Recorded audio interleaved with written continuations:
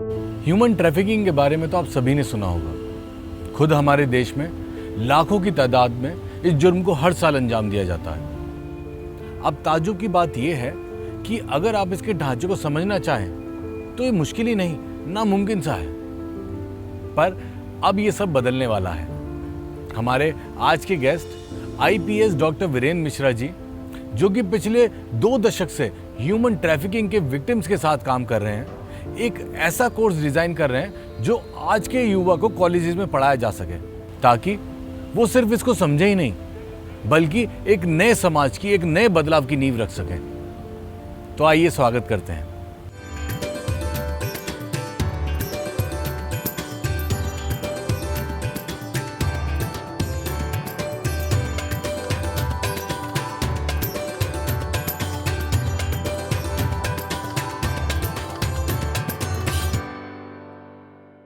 Sir, first of all welcome to F5 story tellers. Thank you. किसी भी कहानी की शुरुआत बचपन से ही होती है, तो थोड़ा सा बताइए। बचपन बड़ा इंटरेस्टिंग रहा है मेरा। I was born little sense Bhagalpur Bihar में। 88 में unfortunately we lost a father. वो उसको हार्ट अटैक में। And after that the challenge started and my brother was in 88 he was preparing for UPSC here in Delhi. मतलब then we had a decision to take because nobody was earning.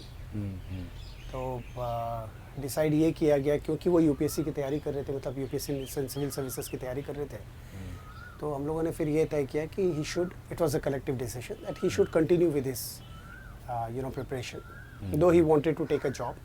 So we insisted that you continue with your education, in fact with your preparation for civil services. और क्योंकि माँ was in real bad shape, वो बड़ा traumatized थी. And बीच वाले जो brother हैं, he is a very emotional person, बड़ी संत प्रवृत्ति के व्यक्ति हैं. और तो सब mental या psychological support के लिए then we decided that he is going to stay with माँ. And at the age of 18, I think, I took a job of medical representative Patna में. अच्छा. तो उसी दौरान जब मैं ये हम लोग रोल प्ले कर रहे थे, so my brother got into IPS. तो फिर नौकरी छोड़ा हमने, या नौकरी छोड़ के फिर दिल्ली में तैयारी करने आए, मैं और मेरे ब्रदर. माँ साथ में आई. We stayed in Push Vihar. So I mean the journey was really challenging, but support system अच्छा था. And Ma also played a very important role. अच्छा, तो ये सिविल सर्विसेज करना है, ये आपको अपने बड़े ब्रदर से, बड़े भाई से देखकर प्रेरणा मिली कि आपको था, कहीं से आपने सुना था, देखा था किसी को? नहीं, बड़े ब्रदर से. I mean honestly I say that everything is destined. Somebody plays that, आपको जो पपेट की तरह खेलता है ना, वो है वो. You aspire for something else comes in on your way. तो I got into PSC. फिर again I was very lucky that as a probationer 97 में हम लोग का जैसे ही ख़त्म हुआ प्रोबेशन, तो मैं एक पोस्टेड था. मेरी फर्स्ट पोस्टिंग थी बटालियन में एज असिस्टेंट कमांडेंट. उस ज़माने में पॉलिसी हुआ करता था कि जैसे अब एकेडमी ख़त्म होती है तो आपको बटालियन में डालते थे. तो बटालियन में पदस्थापना हुई, और उस दौरान जो कमांडेंट हुआ करते थे वहाँ पे, उन्होंने बुलाया और कहा कि यार एक वो आया हुआ यूएन मिशन में जाने का, इंटरेस्टेड हो? तो हम जस्ट प्रोबेशनर थे. तो मैंने कहा ठीक है चलते हैं. तो बोला भरो फॉर्म. तो हमने भर दिया. और 97 जस्ट आफ्टर प्रोबेशन, 1 महीने बाद जो है, 1-1.5 महीने बाद सिलेक्शन हो गया. I went to Bosnia. अच्छा. Bosnia Herzegovina on a UN mission. Policy अब है कि बिना 5 साल या 7 साल की नौकरी के बिना आप नहीं जा सकते. उस ज़माने में नहीं था, क्योंकि बिल्कुल स्टार्ट ही हुआ था यूएन मिशंस.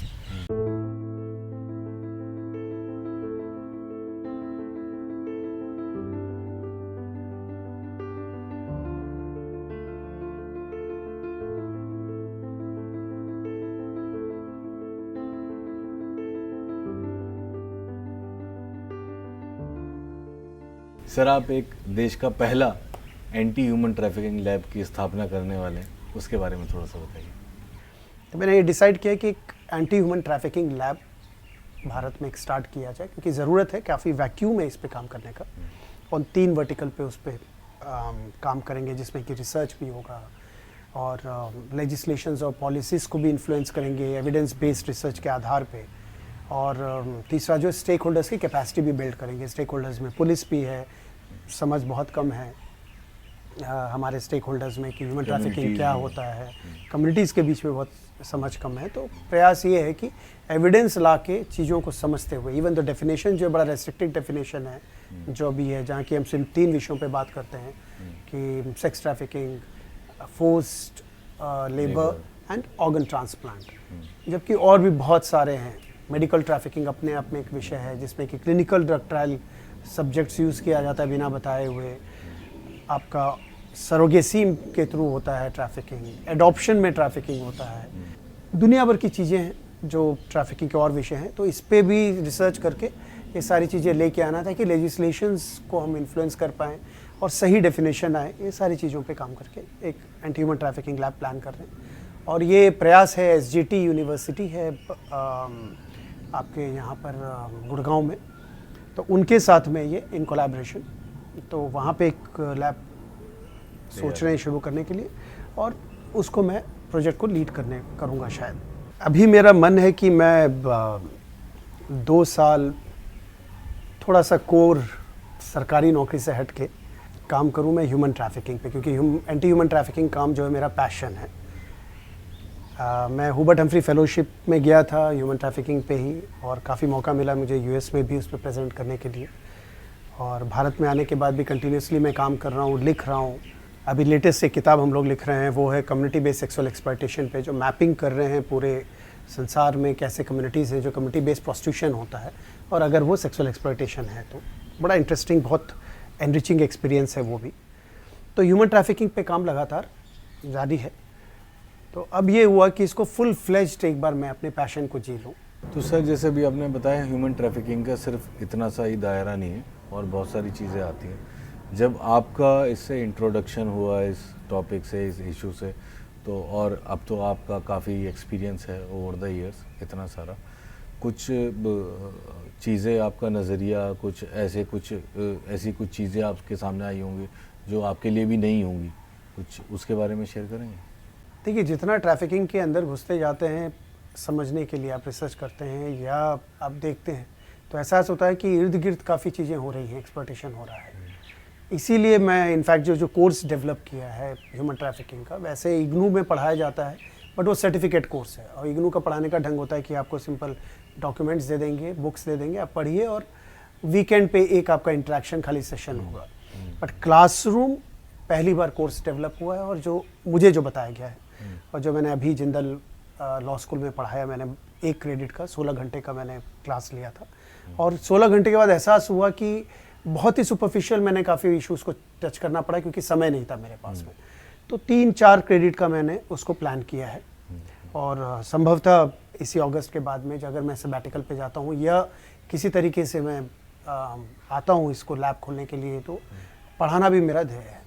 उद्देश्य है कि एक आध यूनिवर्सिटी में, चाहे सर्टिफिकेट कोर्स हो या नहीं तो फुल फ्लेज 3 क्रेडिट कोर्स हो, इसको ह्यूमन ट्रैफिकिंग पे किया जाए, ताकि बच्चे हमारे एम्बेसडर्स बने, बच्चे इन द सेंस कि स्टूडेंट्स हमारे एम्बेसडर बने। ह्यूमन ट्रैफिकिंग पे काम करते करते एहसास ये हुआ कि बहुत सारे विक्टिम्स, एहसास ही नहीं होता है उनको कि हम विक्टिमाइज हो रहे हैं। डोमेस्टिक हेल्प में जो ट्रैफिकिंग होती है, उसको लगता ही नहीं है कि हम डोमेस्टिक ट्रैफिक में जो है कि 12-14 घंटे काम कर रहे हैं घर पे, जो आपके जितने भी मेट्रो एरियाज़ में है। हर तरीके का फ्रीडम ऑफ मूवमेंट उनका कर्टेल्ड है, फ्रीडम ऑफ स्पीच कर्टेल्ड है, खाना 2 रोटी दिया जाता है बासी या जो भी दिया जाता है काम करने के बाद में बंधा हुआ है। सो हर तरीके का कंट्रोल्ड लाइफ उनका हो जाता है, और 14-14, 18-18 घंटे काम करते हैं वो लोग। एक्सप्लॉयटेशन को उनको एहसास ही नहीं है, उनको लगता है कि हम तो बने ही इसीलिए। बॉन्डेड लेबरर्स, विक्टिम्स को लगता है, जो आपके खेतों में यहाँ सब जो होता है, तो उनको लगता है कि अरे पुश्ते ही नहीं चल रही है हमारे, तो बॉन्डेड लेबर, उसको एहसास ही नहीं। तो विक्टिम को एहसास नहीं होता, ये मुझे एहसास हुआ। तो किस तरीके से अगर विक्टिमाइजेशन के लिए विक्टिम्स को अगर आप एहसास करा देंगे, तो परहैप्स अपने आप ही वो नहीं होना चाहेंगे। वल्नरेबिलिटी एक्सप्लॉयटेशन, हम बोलते हैं human trafficking is exploitation of vulnerability. तो कॉज ऑफ वल्नरेबिलिटी पे कैसे काम करना है, ये हमारा एक ध्येय है, जो सोशल जस्टिस सिस्टम का रोल है। और दूसरा ये है कि भाई कैसे उसको रोकथाम करने के लिए विक्टिम को सेंसिटाइज किया जाए और लोग जो इर्द गिर्द हैं उनको सेंसिटाइज किया जाए. That is why I want to run the course and second इस पे काम करना. नरसिंहगढ़ एक छोटा सा सब डिवीज़न है राजगढ़ में, और वहाँ पे एक प्रोग्राम में मैं और एसडीएम इनवाइटेड थे एज चीफ गेस्ट. एक जबाली योजना करके गवर्नमेंट का एक प्रोग्राम चलता है, तो उस योजना के तहत जो डीएनटीज़ हैं, डी नोटिफाइड ट्राइब्स, पर्टिकुलरली सांसी, बेड़िया, वाछड़ा कम्युनिटीज़ के लिए एजुकेशन के बारे में चर्चा होती है और भी कुछ पहलू को ऐड किया जाता है उसमें. तो उसका एक बिल्डिंग का या बच्चों को कुछ डिस्ट्रीब्यूट करने के लिए प्रोग्राम था जिसमें मुझे और एसडीएम को इन्वाइट किया. तो जब मैं बैठा था वहाँ पे, तो एज़ यूजुअल मैं बच्चों से बहुत इंटरेक्ट करता हूँ और यूथ से बहुत इंटरेक्ट करता हूँ. तो वहाँ पे भी मैंने चर्चा शुरू की उनसे बात करते वक्त. तो पता लगा कि सभी बच्चे सांसी के थे, बाकी 2 या 3 बच्चे वहाँ पे सिर्फ थे वो बेड़िया कम्युनिटी के थे. I had heard about Bediya community. मैंने पूछा कहाँ से आए आप लोग, तो उन्होंने बताया कि बगल में गाँव है, वहाँ से हैं. तो फिर मैंने एसडीएम को बोला कि यार ये बेड़िया समुदाय तो अपने को जाना चाहिए देखने के लिए. But first visit was with somebody, एक प्रोफेसर थे Tata institute of social science, वो आई थी और हम दोनों गए वहाँ पर. तो वो आई हुई थी तो हम दोनों गए फिर वहाँ पे कि चलिए अगर आ रहे हैं, मैं भी चाहता था कि किसी एक महिला के साथ जाएं तो ठीक रहेगा. And being an academician she would help me. So when I had a discussion, तो वहाँ पे बड़ा अजीब सा देखा हमने कि भाई उस गाँव में आधे गुज्जर कम्युनिटी थे, आधे बेड़िया कम्युनिटी के थे. और अब बेड़िया कम्युनिटी के बच्चे स्कूल नहीं जाते थे, सिर्फ वही 2-3 बच्चे थे जो स्कूल जाते थे, और गुज्जर कम्युनिटी के सारे बच्चे स्कूल जाते थे. मैंने पूछा क्यों, तो उन्होंने यही बताया कि इसीलिए क्योंकि हम स्कूल जाते हैं तो हमारे साथ डिस्क्रिमिनेशन होता है. और डिस्क्रिमिनेशन मैं बता रहा हूँ आपको 2007-8 की बात है. सो देन लाइक उसमें ये हुआ कि डिस्क्रिमिनेशन किस प्रकार का कि भाई हमको पता लग जाता है कि हम बेड़िया कम्युनिटी के बच्चे हैं तो बेड नहीं करके हमको साथ नहीं बैठने देते, पानी नहीं पीने देते. तो इसीलिए वो 2-3 बच्चे जो जाते थे वो गुज्जर के बच्चे बन के जाते थे. जैसे कि मेरा नाम अगर रश्मि है तो मैं रश्मि बेड़िया का जो है वो सरनेम होता है वो ना यूज़ करते, मैं बोलूँगा रश्मि गुज्जर.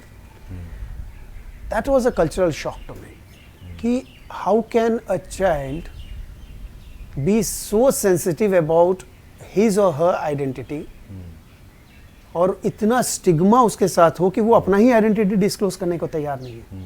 तो मैंने कहा वो कैसा पर्सनैलिटी डेवलप होगा, ये संभव नहीं है. So I started an organisation NGO Samvedna के नाम से.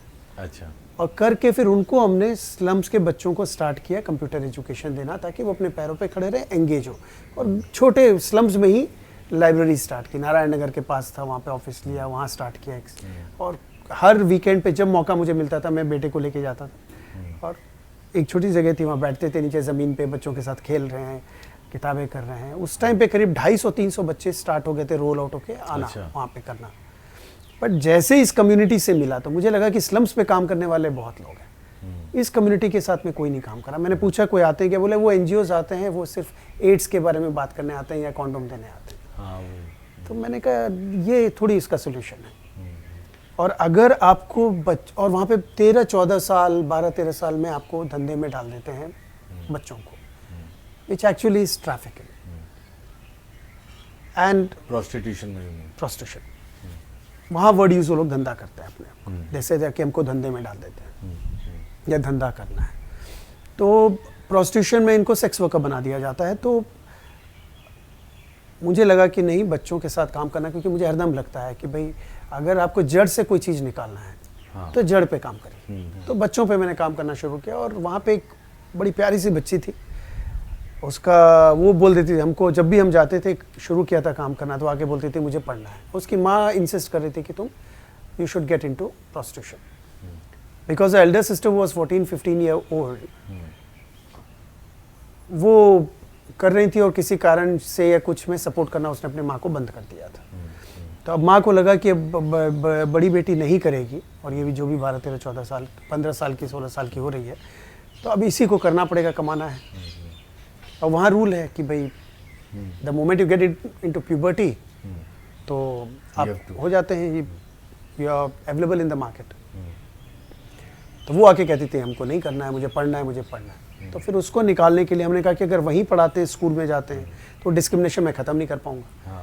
तो then I brought around, I decided to bring her aunty यहाँ पे एजुकेशन भोपाल में दिया जाए. नमस्ते, मेरा नाम ज्योति है।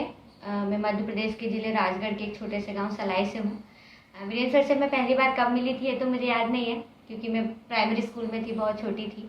तो उस वक्त उन्होंने मुझसे पूछा था कि आपको क्या करना है, क्या बनना है। तो छोटी थी, समझ भी नहीं थी उस वक्त। 2010 में मुझे याद है, जब मैं 8th क्लास में थी, तब सर आए थे हमारे यहाँ पे। तब उन्होंने फिर वही मुझसे पूछा था कि आपको क्या पढ़ना है, क्यों पढ़ना है। तो क्या बनना है वो तो थोड़ा सा क्लियर था, बट कैसे करूँगी, क्या करूँगी वो नहीं समझ में आ रहा था।